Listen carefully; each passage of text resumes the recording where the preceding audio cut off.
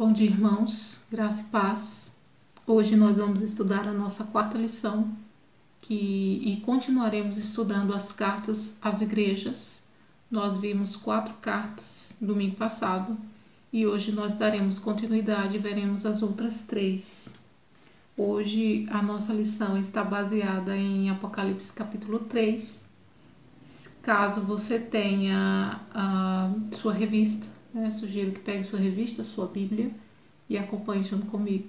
Caso você não tenha recebido a sua revista por conta da pandemia, abra a sua Bíblia, sugiro que você abra a sua Bíblia no capítulo 3 de Apocalipse, para que assim você possa acompanhar a aula seguindo aí na sua Bíblia. O texto áureo de hoje se encontra em Apocalipse 3, verso 8, que diz assim: Conheço tuas obras. Tenho posto diante de ti uma porta aberta, que ninguém pode fechar. Tens pouca força, mas guardaste a minha palavra e não negaste o meu nome.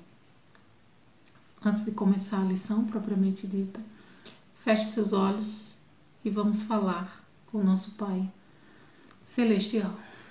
Pai querido, eu te dou graças, ó Pai, por esse dia. Muito obrigado, Senhor, porque Tu pensastes, ó Pai, em todos os detalhes, ó Pai. Muito obrigado, Senhor, porque mesmo nós não merecendo, ó Pai, Tu deixaste para nós revelado as coisas que hão de nos acontecer, Senhor. Muito obrigado pelo Teu amor, pelo Teu cuidado para com a Tua igreja, ó Pai. Muito obrigado, Senhor, por Te pertencer, ó Pai. Abençoa-nos nessa aula. Me ajuda, ó Pai, na condução dessa aula, Senhor, que eu possa passar aquilo que eu pesquisei, Senhor Jesus. Fala com a Tua igreja, fala conosco. Em nome de Jesus, amém. Como nós viemos estudando, nós estamos estudando as 7 igrejas do Apocalipse e fazendo um resumão do que estudamos até aqui. O apóstolo João, ele estava pastoreando a igreja de Éfeso, que é capital da província, da Ásia Menor, e eram tempos muito difíceis, para a igreja estava sendo perseguida, muitos apóstolos já estavam, todos os apóstolos já estavam mortos, restava apenas João, todos tinham morrido por conta de martírio, tinham sido perseguidos, a igreja estava sendo muito perseguida, alguns crentes fugiram para não ser mortos e outros foram, não fugiram, não negaram a Cristo e por isso foram mortos das maneiras mais cruéis que possamos imaginar. Então restava o João, o único apóstolo que estava vivo ainda era João, e já estava no final da sua vida, pastoreando a igreja lá em Éfeso, como falei. E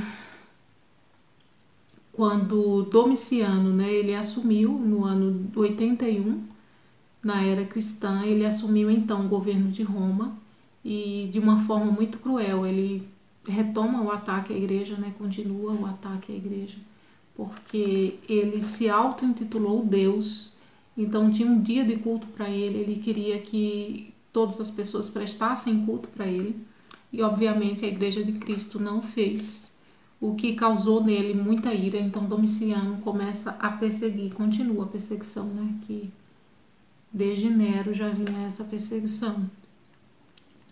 E com a intenção de calar a igreja, que já estava muito sofrida na época, só tinha João de apóstolo, então ele pensa, vou deportar João, o apóstolo João, para a ilha de Patmos, para que ele morra lá, sozinho, esquecido, afastado da igreja. E quem sabe assim ele colocaria um final, um ponto final na igreja de Cristo. E lá, João, na ilha de Patmos, no final de sua vida, João vê coisas, Deus, Jesus Cristo revela a João as coisas que iriam acontecer.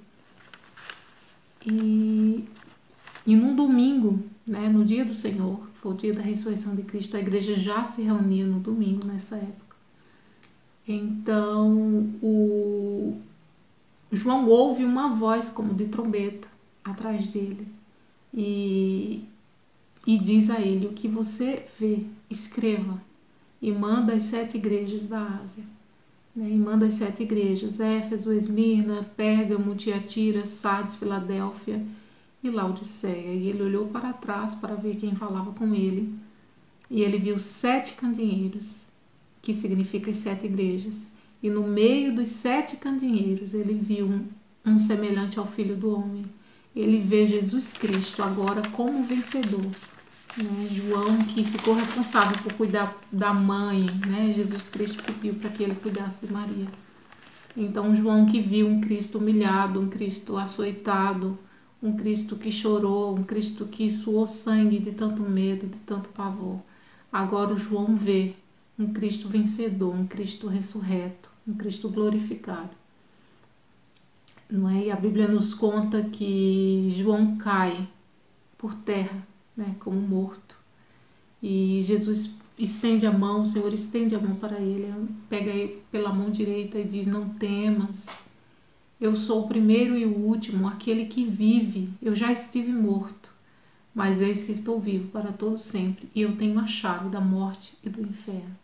Ali ele mostra que agora ele veio como um Cristo vencedor, não mais como aquele Cristo que foi humilhado, que foi açoitado, que foi crucificado. E a Bíblia nos diz então que João vê Cristo no meio da igreja. Portanto, Cristo está no meio da igreja. Ele habita entre nós. E João vê o nosso Jesus Cristo andando no meio da igreja. Ele sonda as igrejas e ali ele faz elogios, e ele faz críticas, e ele faz correções, e ele faz julgamento, e ele faz promessas para essas igrejas. E o que ele fala em todas as cartas se repete uma expressão que é: eu conheço. E de fato ele conhece a sua igreja. Tem igreja aqui que se achava rica, que era rica, e ele disse: tu és pobre. Tem igreja que era pobre e ele as considerou rica. Tem igreja que prezava muito pela doutrina e ele considerou uma igreja morta. Porque ele não vê como nós vemos. O julgamento dele não é como o nosso julgamento. Então nós como igreja, e também como comunidade, precisamos observar, precisamos seguir, conhecer o que Cristo de fato quer para a sua igreja. Não aquilo que a gente acha, não é o meu interesse, não é o que é melhor para a minha família, não é o que é melhor para o meu filho, não é o que é melhor para o meu esposo. Não, é o que Cristo deseja para a sua igreja. E como que eu posso saber isso? Através da sua palavra. É lendo a sua palavra que nós vamos conhecer a vontade de Deus para a sua igreja. Não podemos e não devemos colocar o que a gente acha, os nossos interesses, o que fica melhor de ser feito, o que é melhor para o meu filho, independente se é certo, independente se é errado. Não podemos fazer isso. O que devemos fazer é observar o que a palavra de Deus nos fala, porque nós seremos julgados de acordo com o que está na palavra de Deus. Então ele vê diferente de nós, As coisas que ele destaca são coisas que geralmente não observamos. Então precisamos entender: Jesus Cristo está entre nós, ele anda entre nós e ele nos conhece, como em todas as cartas ele usou essa expressão: eu conheço. Ele conhece a sua igreja, ele conhece as nossas obras e ele vê diferente do que nós vemos. E como falei, para a igreja que se dizia rica, Jesus diz: você é pobre. Para a igreja que era pobre, Jesus diz: você é rica. Para a igreja que se dizia viva, Jesus diz: você está morta. Para a igreja que se achava fraca, Jesus diz: diante de você eu coloquei uma porta aberta. Portanto, precisamos entender que não é o que dizem da gente enquanto igreja, não é o que pensam da gente enquanto igreja. O que importa é o que Jesus diz com relação a nós. O que importa é o que Jesus acha, porque o julgamento dele não é baseado no que apenas ele enxerga externamente. Não, ele sonda os nossos corações, ele sabe os nossos interesses, os mais genuínos, os mais ocultos, ele conhece todas as coisas. Então não adianta eu, como igreja de Cristo, fazer alguma situação e achar que ninguém está vendo, e por ninguém estar vendo está tudo ok. Não é porque eu fiz no escuro, não é porque ninguém viu, não é porque eu estava sozinho, não é porque meu esposo não sabe, não é porque a esposa não sabe, não é porque a mãe não sabe, não interessa se o pastor não sabe, mas Deus sabe, Deus conhece. Não há um lugar onde ele não esteja, e ele sonda os nossos corações. Então ele conhece a igreja, e para cada igreja Jesus tinha uma solução. Para cada problema de cada igreja ele tinha uma solução. Ele trazia ele trazia um diagnóstico, ele fazia um elogio. Teve igreja que ele não fez elogio, né? Mas de maneira geral, para as igrejas ele fez elogio, ele fez críticas, ele fez correção, ele fez julgamento e ele fez promessas. Não é? Como estudamos domingo passado, vou fazer um resumão muito breve sobre as 4 igrejas que estudamos domingo passado. Para a igreja de Éfeso, ele elogia a perseverança de Éfeso, né? A perseverança da igreja de Éfeso, que rejeitou o mal, que foi paciente, que trabalhou com afinco, né? Que pôs para fora os falsos apóstolos, né? Portanto, perseverou na doutrina. E quando ele fala aqui desses falsos apóstolos, ele estava falando dos nicolaítas, né? Que era um grupo religioso que tinha se afastado do ensino da palavra. Na verdade, eles divulgavam ideias próprias, né? Eles estavam infiltrados em algumas igrejas. Era uma seita, né, que foi criada por Nicolau. Nicolau era um judeu convertido ao cristianismo.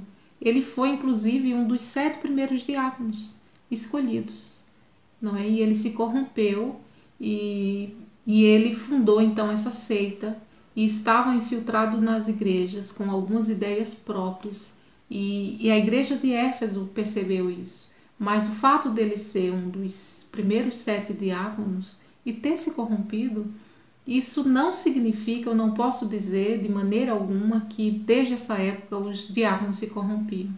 Não é? Não posso e não devo fazer isso, porque isso foi do coração de Nicolau, isso foi um caso específico, não é? Não tenho ciência de outros casos como esse. Eu, particularmente, eu não tenho ciência de outros casos que diáconos tenham se revoltado dessa forma e tenham criado seitas e tenham ficado dentro da igreja disseminando coisas que não fosse da palavra do Senhor. Então, Cristo ele elogia Éfeso exatamente por isso, porque ele pôs para fora esses falsos apóstolos e continuou perseverante na palavra do Senhor. E a crítica que Cristo faz a essa igreja de Éfeso é que perdeu o primeiro amor por Jesus Cristo. A correção é: lembre-se e se arrependa e volte para as primeiras obras. O julgamento é que eles se arrependessem e que eles voltassem ao primeiro amor. A promessa era o acesso à árvore da vida, né? Em Esmirna, o elogio foi que eles suportaram o sofrimento e a pobreza. Não houve nenhuma crítica, não houve nenhuma correção, não houve nenhum julgamento. E houve uma promessa, a promessa da coroa da vida. Em Pérgamo, o elogio é que eles foram fiéis a Cristo, mesmo diante do martírio. A crítica é que eles toleraram a imoralidade, a idolatria e heresias. A correção é: arrependa-se. O julgamento é que eles voltem, né, sejam fiéis novamente à doutrina que receberam do Senhor e que aplique isso na sua vida prática cristã. O julgamento é o maná escondido e uma pedrinha branca com seu nome. Em Tiatira, o elogio foi o amor, o serviço, a fé, a paciência. A crítica é que eles toleraram a Jezabel e sua perversidade. A correção é para que eles se arrependam. O julgamento é que todos que eram associados a Jezabel sofreriam grande tribulação. E a promessa era que eles iriam ser autoridades sobre as nações. E hoje nós vamos ver mais 3 igrejas, que é Sardes, Filadélfia e Laodiceia. Na igreja de Sardes, esta igreja não recebeu elogios. Ela recebeu apenas repreensão. Apesar de ter ali algumas pessoas que permaneceram fiéis, essa igreja não recebeu elogio. O texto nos mostra, né, que teve crentes que permaneceram lá fiéis, como no verso 4. Sardes, ela foi a capital da Lídia no século 7 a.C. e viveu os seus tempos áureos, né, nessa época. E era uma cidade assim magnífica no seu tempo, era uma cidade muito, né, situada no alto da colina, rodeada de fortes muros. Ela se sentia assim imbatível, né? Ela se sentia como que, porque os soldados delas e habitantes pensavam que jamais cairiam nas mãos dos inimigos. Eles eram orgulhosos, eles eram arrogantes, eles eram autoconfiantes. A igreja de Sardes era vista como de boa reputação, era uma igreja que parecia estar viva, porque era atuante, era bem sucedida, mas logo é mostrada, né, a declaração de que os crentes viviam apenas de aparência, porque Jesus vê diferente do que vemos. Não adianta viver de aparência, não adianta querer mostrar uma coisa, não adianta ser uma coisa na igreja, uma coisa em outro lugar, não adianta. Você é a igreja de Cristo e Cristo está no meio da igreja, Cristo está em você e Ele conhece você e Ele sonda você e Ele me conhece e Ele me sonda. Então não é necessário viver de aparência, porque você não vai, porque eu não vou enganar a Cristo. Então precisamos ter essa consciência. Se é para viver para Cristo, é para Cristo que vamos viver. Se somos pequenos cristos, então temos que viver de acordo com como Cristo andou, temos que seguir o seu exemplo, temos que seguir as suas palavras, porque de fato não seremos salvos por obras não nos salvam. Não há nada que eu possa fazer para que Cristo venha me amar mais. Mas como estamos estudando aqui e veremos mais para frente, seremos julgados pelas obras que praticamos. Então não adianta pensar que por amor, porque Cristo me ama, porque Deus me ama, Ele vai passar a mão na minha cabeça e vai entender porque eu tive uma infância difícil, porque cada desculpa que inventamos não adianta.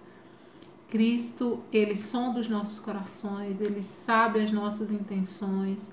Não adianta fingir ser uma coisa e em casa ser outra coisa, na igreja ser uma coisa, no trabalho ser outra, quando ninguém está vendo, agir de uma forma diferente do que eu ajo diante das pessoas, principalmente na igreja, porque Cristo está em todos os lugares e Ele sonda os nossos corações. E apesar de não sermos salvos por obras, seremos julgados por elas. Porque somos salvos, porque eu sou salva, porque você é salvo. É por isso que praticamos boas obras. É por isso que tentamos com todas as nossas forças fazer o que a Bíblia nos pede para fazer. Tem coisa que é difícil para mim, tem coisa que é mais difícil para você, mas precisamos estar dispostos, né? Precisamos querer fazer a vontade de Cristo, não é? E sabendo que não vamos fazer tudo com perfeição, porque estamos aqui ainda nesse corpo corruptível e não vamos conseguir atingir a perfeição, mas o nosso padrão é Jesus Cristo e é um padrão muito alto. Nós precisamos entender que é um padrão muito alto. Essa semana eu ouvi alguém falando assim, ó, quando eu vejo essas coisas, a gente estava assistindo uma situação, né, no celular, mostrando um vídeo, e uma pessoa que estava no ambiente comentou, nossa, e é nessa situação que eu vejo que tem muita coisa pior do que eu. E o nosso papel não é esse. O meu padrão não é o que outra pessoa faz, que foi filmado e que está passando nos WhatsApp da vida. Não, o meu padrão é Jesus Cristo, é um padrão muito alto. Eu tenho que seguir a Ele, eu tenho que olhar para a sua palavra como um espelho, enxergar ali o que precisa ser modificado em mim. E assim eu, com oração e com decisão, não é? Ser diferente e fazer a diferença no lugar onde eu estou, entendendo que não sou salvo por obras, mas eu faço boas obras porque eu sou salvo. Então precisamos entender que não adianta viver de aparência. Não adianta você ter uma boa reputação na igreja e na sua casa, as pessoas te conhecerem de uma forma diferente. Não adianta, porque Cristo sonda os nossos corações. E como vemos aqui na igreja de Sardes, apesar dela ter uma boa reputação, apesar de ser uma igreja forte e ativa, aquela congregação estava quase morta. Quase morta porque ainda tinha pessoas ali que guardavam, que se mantinham fiéis a Cristo Jesus. Em Sardes, muitos haviam se afastado da vida de santidade, embora houvesse ainda algumas pessoas que permaneciam fiéis a Cristo Jesus. Crentes verdadeiros não se contaminam com o mundo. Suas obras expressam sua integridade diante de Deus. Suas vestes não estão manchadas de pecados e impureza. Então não adianta você fazer algo, não adianta eu fazer alguma coisa escondido, achando que ninguém está vendo. Não, Cristo te pede santidade. E essa santidade é na minha parte, no meu individual, quando está escuro que ninguém está vendo. Quando eu estou num ambiente sozinho que ninguém está vendo. Na minha casa, na igreja, no meu trabalho. Aonde eu esteja, eu tenho que viver. E minhas obras têm que expressar integridade diante de Deus. Minhas vestes têm que estar brancas, sem pecados e sem impurezas, sem manchas de pecado. Eu consigo viver sem nenhum pecado? Não consigo. Eu sei que enquanto eu estou aqui ainda cometo pecados, mas eu não posso fazer disso o meu amuleto. Eu não posso pensar, normal, todo mundo peca, vou fazer isso. Não posso, porque eu preciso viver de forma íntegra diante de Deus. Jesus se apresenta à igreja de Sardes como o que tem 7 Espíritos de Deus, isso está no verso 4. Aquele que tem as 7 estrelas, isso está no capítulo 1, no verso 16. Ou seja, Jesus declara sua autoridade divina sobre a igreja e seus líderes. É bom observar que o número 7 em Apocalipse é o número da perfeição. É um número que tem um sentido de perfeição. Então Jesus se revela ali que ele é o agente do reavivamento. Então, se a igreja precisava de alguma coisa, a igreja precisa de Cristo Jesus. Não é? Que é quem tem o remédio para curar a dificuldade que a igreja está enfrentando. E uma coisa que observamos bem aqui é que Jesus, ele se apresenta como ele se declara como autoridade divina sobre a igreja e sobre os seus líderes, não é? Quantas vezes a gente pensa que foi alguém que fez alguma coisa e esquece de que Deus, ele é o Senhor da igreja. Às vezes a gente esquece que ele é o dono da igreja, que ele é a autoridade na igreja.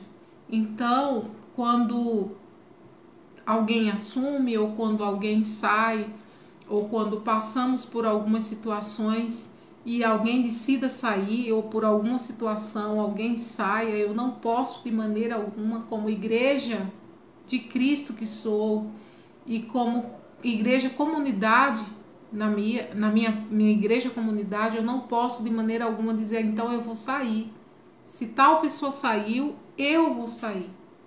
Eu não posso fazer isso, não devo fazer isso, porque Cristo é a autoridade da igreja. Ele é a autoridade da igreja. As coisas acontecem na igreja até o ponto em que Jesus Cristo deixa essas coisas acontecerem. Então não cabe a mim querer julgar as coisas que acontecem, não é? Claro que não devemos deixar ao léu, não devemos deixar à toa, não é disso que eu estou falando. Mas se foi decidido a igreja como soberana, foi votada alguma situação, a igreja elegeu alguma pessoa ou a igreja decidiu alguma pessoa não ficar, não cabe a mim dizer, tal pessoa não vai ficar, então eu vou sair. Entendendo como Cristo sendo autoridade da igreja, como Cristo sendo o Senhor da igreja, é Ele que manda na igreja, e como vimos aqui, Ele está no meio da igreja. Ele está no meio da igreja, Ele conhece a igreja, Ele sonda os corações. Não é a aparência, não é o que a gente vê, não é o externo, não é. É o que Ele sabe, por conhecer, por sondar, por ser dono. Ele é dono da igreja. Ele, como vimos aqui, ele tem 7 estrelas em suas mãos, que faz referência aos pastores da igreja, mas também significa que a igreja pertence a ele. Ele está com a igreja nas suas mãos. A igreja pertence a ele. Não é? Jesus controla a igreja, ele que reaviva a igreja por meio do Espírito Santo. O problema em Sardes que nós vemos aqui é que tinha uma morte espiritual, eles estavam mortos espiritualmente. Apesar deles se sentirem vivos, né, por serem ativos, como vimos aqui, eles viviam de aparência. Não é? Então eles estavam mortos espiritualmente, e Cristo é o que tem o Espírito Santo, o único que pode dar vida. Então ele era o remédio, ele é o remédio para a igreja que esteja morta, né, que precise de um reavivamento espiritual. A igreja precisa se submeter a Cristo para ser avaliada, ou enfrentará um sepultamento. Ou a igreja se arrepende, como Cristo falou, não é? Arrependa-se e volte ao primeiro amor. É voltar-se para Cristo, é entender a vontade de Cristo para a igreja. E Cristo está lá para abençoar. Ele é o remédio que precisamos, não é? Se não se arrepender, como está aqui em nossa revista, o que se espera para a igreja que não se arrepende é uma igreja que vai enfrentar o sepultamento. Então, precisamos entender que a santidade agora é que garante a glória futura. Eu sou salvo pela graça, mas é a minha forma de viver agora, a minha santidade, de ser separado do mundo. Eu não preciso observar as coisas do mundo e querer implementar na minha vida, ou dar um jeitinho aqui de saber até onde é pecado, porque no mundo faz e eu quero fazer também. Não é? Não, agora eu vivo em novidade de vida, agora eu sou uma pessoa nova, uma nova criatura, uma pessoa diferente. Eu não posso querer ser igual às pessoas do mundo, porque somos diferentes. Então a maneira que vivemos agora em santidade é o que nos garante a glória futura. A maioria dos crentes em Sardes tinha se contaminado as suas vestes, né, com a impureza do pecado. Eles tinham se tornado impuros por conta do pecado, e sem santificação ninguém verá a Deus. Isso é o que a Bíblia nos fala. A igreja de Filadélfia está em Apocalipse 3, versos 7 a 13.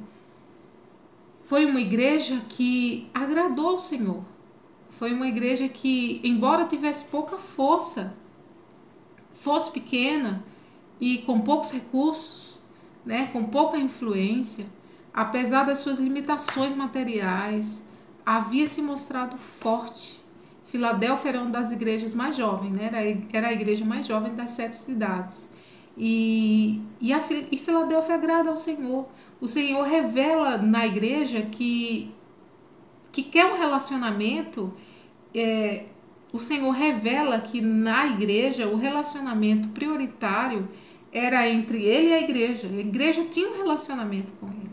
A igreja deu testemunho desse relacionamento espiritual, né? E se fez conhecida por suas obras missionárias. E Jesus nessa igreja então se apresenta com 3 títulos diferentes. Ele se apresenta como aquele que é santo, aquele que é verdadeiro e aquele que tem a chave de Davi. E a nossa revista aqui nos traz que chave é garantia de relacionamento e de comunhão, né? Garantia, chave significa controle de tudo. Cristo tem o controle de tudo, ele tem a chave na mão dele, não é? E para esse tipo de igreja ele colocou uma porta aberta que agora sim garantia um relacionamento de comunhão com o Senhor, que também é símbolo de entrada no reino dos céus. E além disso, Jesus reafirma que no texto que os inimigos do reino saberão do amor de Jesus pela igreja. A igreja recebe a promessa de ser coluna no templo de Deus. E ele deu a essa igreja o nome de Deus, o nome da cidade do meu Deus e um novo nome. Jesus tem a chave de Davi, a chave da salvação e da evangelização. Ninguém pode entrar quando ele fecha. Isto é, Cristo é quem tem a chave, é ele que abre e é ele que fecha. E isso é muito claro para nós, não é? Ele pode todas as coisas, ele é o nosso Senhor. Se a porta é símbolo de autoridade, de oportunidade da igreja, a chave é símbolo de autoridade de Cristo. Então, Cristo é autoridade máxima na sua igreja, né? Carta à igreja em Laodiceia. Essa igreja não recebeu um elogio sequer. Era uma igreja rica, né? Que participava da riqueza e da prosperidade da cidade, mas espiritualmente era pobre. Então, vemos aqui mais uma vez que não adianta viver de aparência. Não adianta. Aqui vemos Laodiceia, uma igreja rica. Era uma igreja que contribuía, inclusive, para a cidade, para a prosperidade da cidade. Participava, né, da riqueza e da prosperidade da cidade, mas espiritualmente era pobre. Laodiceia era o lar dos milionários, era a cidade dos banqueiros, das transações comerciais. E Jesus é identificado junto à igreja como uma testemunha fiel e verdadeira. O princípio da criação de Deus, isso está no verso 14 do capítulo 3.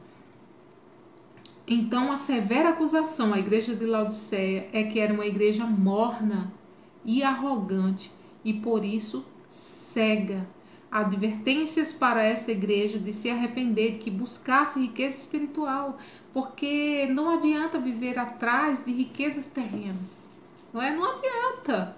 Porque nós fomos criados para a eternidade. Então temos que buscar, podemos logicamente buscar, não riquezas terrenas. Podemos estudar, podemos prestar concurso, claro que podemos. Não é? Querer uma vida melhor, podemos e devemos. Mas precisamos também focar nas nossas riquezas espirituais, naquilo que é eterno. Não é? Como disse, não somos salvos pelas obras, mas somos salvos para boas obras. E seremos julgados pelas obras que praticamos. Era uma igreja morna, arrogante, por isso cega. O diagnóstico que Cristo faz para essa igreja, que a igreja de Laodiceia já perdeu os seus valores. Era uma igreja que perdeu a sua visão. É uma igreja que perdeu as suas vestiduras espirituais. Era uma igreja irrelevante. E Apocalipse 3, 15, 16... a Bíblia diz assim: conheço tuas obras. Jesus Cristo diz à igreja de Laodiceia: conheço as tuas obras. Sei que não és frio nem quente. Antes fosse frio ou quente. Assim, porque tu és morno e não és nem quente nem frio, estou pronto a vomitar-te da minha boca. Então você imagina o mal-estar que causava em Cristo a igreja de Laodiceia, apesar deles se acharem, não é, que viviam de forma, por ser uma igreja rica, não é, por ter pessoas bem-sucedidas nessa igreja. E Jesus Cristo olhava para essa igreja e sentia vontade de vomitar, de tão mal-estar que causava nele. Então, as lições e aplicações para a igreja de hoje é que, na prática, as cartas às igrejas de Sardes, Filadélfia e Laodiceia têm as seguintes lições. Sem vida com Deus na terra, não haverá vida com Deus nos céus. Precisamos ter essa ciência. Fomos salvos pela graça, não por obras. Não vem de nós, vem de Deus. Mas somos salvos para boas obras. Depois que você foi salvo, depois que a graça te alcançou, o que mudou em sua vida? Como que você tem vivido? Como que você tem plantado frutos, né? Que frutos você tem dado? Não é? Como você tem vivido aqui na terra? Sem santidade na terra não há glória no céu. Então precisamos viver de forma separada, de forma santa, de forma como a Bíblia nos pede, nos orienta a viver. Não é? Ele quer que Ele é quem reaviva a igreja por meio do Espírito Santo. Então, Jesus controla a sua igreja e ele reaviva a sua igreja por meio do Espírito Santo. A igreja precisa guardar o que tem, sua perseverança, sua fé. Precisamos perseverar no que cremos. Não é? Sei que existem muitas novidades e às vezes coisas como os pastores coaches, né, que hoje está tão em alta e vemos aí igrejas lotadas, mas assim, não se prega arrependimento, não se prega que tem ainda uma cruz para você carregar, negue-se a si mesmo. Isso não é pregado apenas as coisas boas, as coisas interessantes, as promessas, mas lembrando mais uma vez, como diz aqui a nossa lição, sem vida com Deus na terra, não haverá vida com Deus no céu. Então a igreja precisa guardar o que tem, a sua perseverança e fé. Precisa proclamar o que já possui, a mensagem do Evangelho. Então nós estamos aqui para propagar a mensagem do Evangelho. Não é trazer novidade, não é buscar uma coisa que foi criada agora, não, é a propagação do Evangelho. O Evangelho está na Bíblia e nós o conhecemos. Não é? E é ele que devemos propagar. Então, as promessas, né, que Jesus garante é que ao vencedor será coluna no templo de Deus, uma coluna firme e sólida, que os terremotos e as circunstâncias terrenas não podem abalar a igreja. Não é? Quantas vezes a gente vê a igreja passar por situações tão difíceis, não é? Que nos abala enquanto igreja, mas não nos faz estremecer, não é? Nós olhamos aquilo, percebemos aquilo, sofremos o impacto daquilo, mas ao passar a igreja permanece firme, a igreja permanece em pé, a igreja permanece fiel a Deus, perseverante na sua fé em Cristo Jesus, porque é uma igreja firme e é uma igreja sólida na palavra de Deus. Jesus promete que ao vencedor será gravado em sua vida um novo nome. Isso está no verso 12. Ao exemplo da igreja de Laodiceia, fica muito claro que o texto fala que a igreja em que a igreja em que Cristo, o Senhor da igreja, está do lado de fora. A igreja não tem comunhão com Deus, com Cristo. Cristo faz um apelo e ele se coloca à porta da igreja e ele bate e ele deseja entrar. E não é como, é uma visita, é como se fosse uma visita, ele está do lado de fora, batendo na porta. Eis que estou à porta e bato. E ele não disse isso para uma pessoa de fora, ele disse para a igreja. Então precisamos ter comunhão com Cristo Jesus, e abrir a porta para que ele entre e faça morada dentro da igreja. E para isso a gente precisa ter um relacionamento com ele, né? Tanto eu, igreja individual, ter um relacionamento de leitura da palavra de Deus, de oração, entendendo e lendo, entendendo e praticando a palavra do Senhor, porque não adianta só ler, não adianta você entender, não adianta você decorar, você tem que praticar o que a Bíblia te orienta. Como vimos hoje, sem santidade na terra, não haverá santidade no céu. Então, infelizmente, na igreja de Laodiceia, Jesus Cristo estava do lado de fora da igreja, batendo na igreja, batendo na porta, não é? E pedindo para entrar e ceiar com eles. Então, há um convite para um relacionamento pessoal com Cristo Jesus. Há um convite para cear. A advertência final em todas as cartas é: quem tem ouvidos para ouvir, quem tem ouvidos, ouça o que o Espírito diz às igrejas. Está no verso 22. É importante notar que as 7 cartas terminam desse jeito. Quem tem ouvidos para ouvir, ouça o que o Espírito diz às igrejas. As 7 igrejas receberam mensagens específicas, identificando o próprio Jesus. Para cada igreja, tanto Éfeso, Esmirna, Pérgamo, Tiatira, Sardes, Filadélfia e Laodiceia.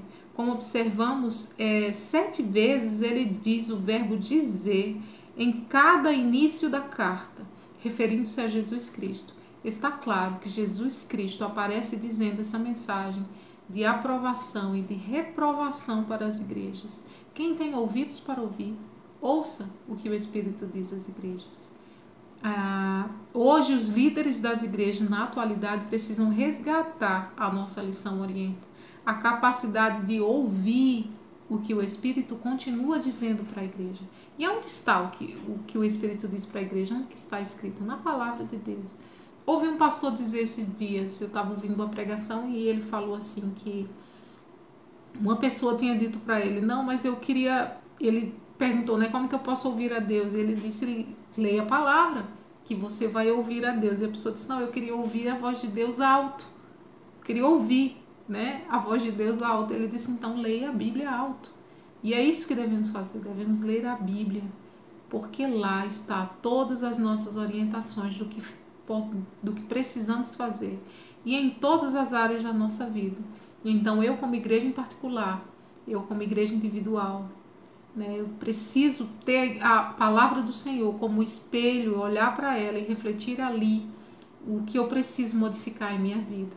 E aqui a nossa revista nos orienta para que os líderes na atualidade façam a mesma coisa. Então, a conclusão da nossa revista é que igrejas e crentes precisam ser capazes de fazer um diagnóstico do seu estado espiritual, entendendo que não é comparar com o vizinho, não é comparar com um vídeo que você viu.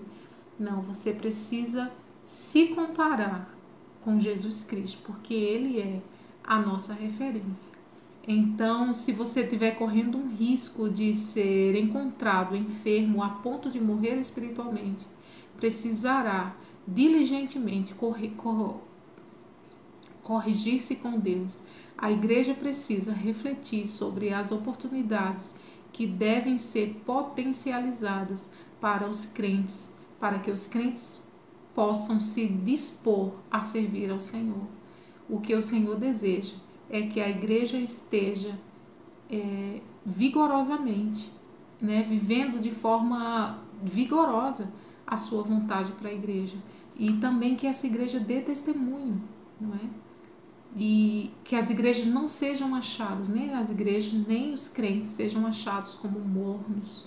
Então, hoje, diante de um tempo de ativismo, a nossa revista nos traz que a igreja precisa encontrar tempo e prontidão para dar ouvidos ao que o Espírito Santo revela na palavra sobre a vontade de Deus para uma experiência, para a sua experiência e serviço.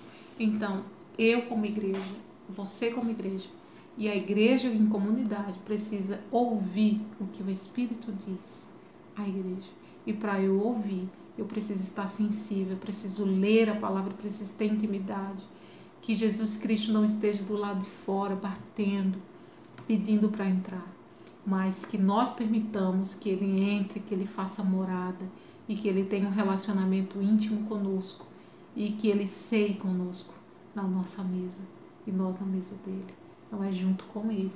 Então, era essa a lição de hoje. Nós hoje vimos Sardes, Filadélfia e Laodiceia. Vamos orar?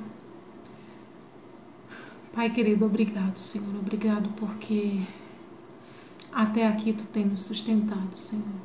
Muito obrigado, Senhor, pelo Teu cuidado com a Tua igreja, Pai. Que nós possamos, Senhor, cada dia estar em comunhão contigo, Jesus, tendo um relacionamento muito próximo e íntimo contigo, ó Pai.